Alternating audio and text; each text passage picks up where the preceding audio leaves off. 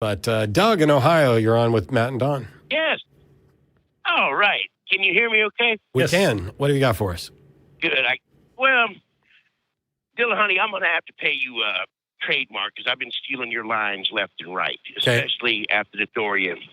Go to patreon.com/atheist debates and you can donate directly. But I'm going all right. Tell me about the story. I stole another one. I then stole another one. I've learned enough to get me out of it. I got to use that one now. All righty. But Hurricane Dorian, it's been the worst catastrophe, and well, it's probably going to supersede Katrina. And some nutbag crack YouTuber posted something. Well, hurricanes are God's punishment for slavery, and then boom. I thought they were God's punishment for homosexuality. Well, that was until Katrina when the magical protective gay shield steered Katrina around the French Quarter. But I don't understand why God would punish anybody for slavery.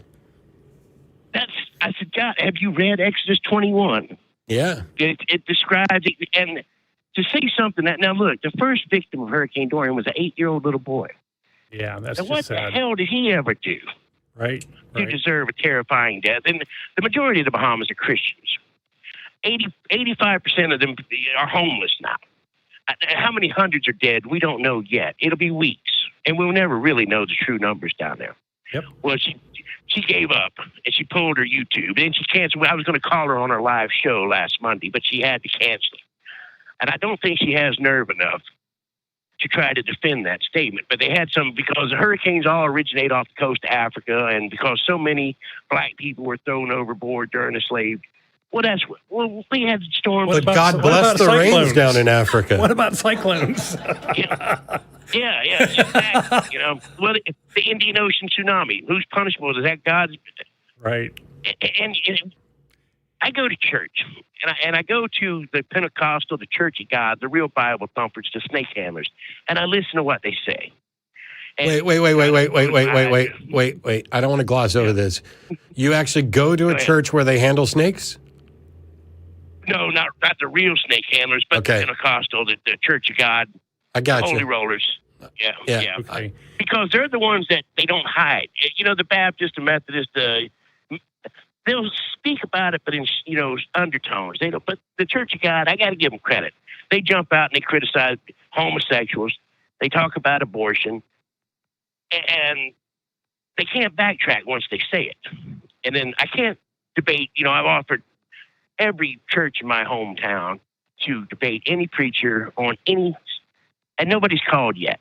They don't like. It's kind of like your story where they didn't like it when you. They have nothing to gain. Christ. Yeah. Exactly. Yeah. And your guy's starting to make more points than our guy. They don't like that idea. Yeah. But I have to sit and it's all a show. It's mostly old people that are scared of dying, or some poor kids that are getting drugged there, or they can't go to Pizza Hut afterwards. And anybody that can open their eyes can. Which might be a good thing. So I'm curious about two things. One is what is your motivation for doing this, and what are you doing when you're there beyond listening? Nothing, just observing. Okay. Because when I get on the Facebook group, now the Facebook group is public. Anybody can comment, and then they can't deny it. Now, I heard what your preacher said. That girls, you go out, you one night of fun, and then you're going to commit murder. And I wanted to stand up and scream, preacher. Not everybody that's ever gotten pregnant wanted to.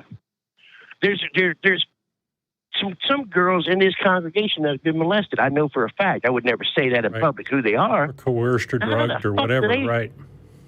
Yes. Mm-hmm. Rape, incest, molestation. To have nerve to say that everybody that an abortion is murder. Well, let's talk about the bitter water. And I forget what stupid story that was. Let's sweep some dust up off the floor if you think your wife's cheating on you. Yeah. So don't tell me. And what is God's punishment for the Jews out of the Passover? He goes out and kills all the baby, the firstborn in the land. Right. So but there's a different set of rules for God, clearly. Oh, yeah. Well, God is, he can change his mind in time, and contradicts himself repeatedly. Everything fails for God. Spoiler alert. There's another line I done stole from Dylan, honey. All right. Keep but stealing. I love you guys' show. Yeah, I'm trying. But you know what? I don't know how you can debate theists without losing your mind, because I get angry too Well, quick. I'm not dead yet, And- so I might lose it eventually. Oh, but we do I- get frustrated sometimes. that site, whatever the Saiton boot and cake or whatever, I think I would have ended up choking that guy. They would have dragged me off the stage. See, That's a good name for him. I like that. I'm not only not violent, but at no point during that discussion did I even wish violence on Sai. I was pleased that he kept digging a little deeper. There was one point where he suggested, that if he called my wife a whore, I'd want to punch him. And I was like, maybe she is. I wouldn't, if he's right, why would, and she was a whore. Well, first of all, I don't think whore should be a pejorative. And if it's factually true, then he said nothing wrong, so I wouldn't want to punch him. And if she's not, and he said that she was, then I just know that he's a monumental piece of garbage who's not even correct. And all he could come up with was insult me. So why would I want to punch him then? I don't want to punch anybody. But I don't know. I relate to you guys more. Southern Baptist, I was raised in Florida. My dad was a preacher. My mom drove the church van. I've done the whole. I've never been baptized though. I could not bring. Well, there's your problem. To go. Well, yeah. Maybe I would have got divine, and I would have got the revelation if I'd have just went into the water. I went in the water. I was baptized. I couldn't do it twice. I couldn't do it for something. There was something in the back of my mind saying this. The flood story alone, I see. That made you afraid of the water and you wouldn't get baptized? Is that what the flood story did? No, I think he didn't want to be party to a fraud. Yeah. The insanity wouldn't quit. The talking snake, the talking donkey. We got dragons, unicorns, giants. And how can we keep rationalize this insanity, this ridiculousness?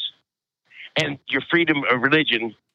It's like years ago down in Florida, one of the chiefs of the Seminoles or the Miccosukees, Chief Billy or whoever he was, he went out and killed and ate a Florida panther just to be a prick. He said it was part of his religious. That was how. But they took it all the way to the Supreme Court, state of Florida Supreme Court, and they protected endangered animal. And they really couldn't do anything to him because of his freedom of religion shit. Mm-hmm. And this guy, on his way down the steps, there was reporters from all over the state. I think somebody from the Miami Herald asked, well, but what did he taste like, just for the hell of it? He said, well, kind of like a cross between a manatee and a bald eagle. Oh, no. Just to be a dick, because he made a fortune out of cigarettes and gambling. Mm. He had no, I'm a firebrand atheist. I speak out against it every chance I can. I tell them people on their Facebook, you can get away with it at your church. Bring it up to Winn-Dixie or Walmart in the parking lot, and I will call you out on it. They're scaring these, and the preacher, invites all the little kids up to the front, and they sing "Jesus loves me, yes I know," and I'm counting, and then there's some sweet little kids, and then one of them's going to get sick. Something's going to happen. I know, and it's a terrible thing to think. But what do you tell the other little kids in the group when it does? Becky got cancer. Now, how in the hell do you rationalize that? Then they have to be told another lie, that sort of thing. Yeah. He's got the whole world in his hands. But let's just. And I got a good friend, Beth, in New York. Doug, we've got a limited amount of time, and we're gonna move on to some other callers. Yeah. Keep being a sand in their mouths, and maybe you'll get a pearl come out at the end of the day. All right. I'm going to have to get on the page throw Matt some money for stealing his lines. All right, y'all. There you go. Okay. Thank you for your call, Doug. Appreciate it. All right. Bye-bye. Bye.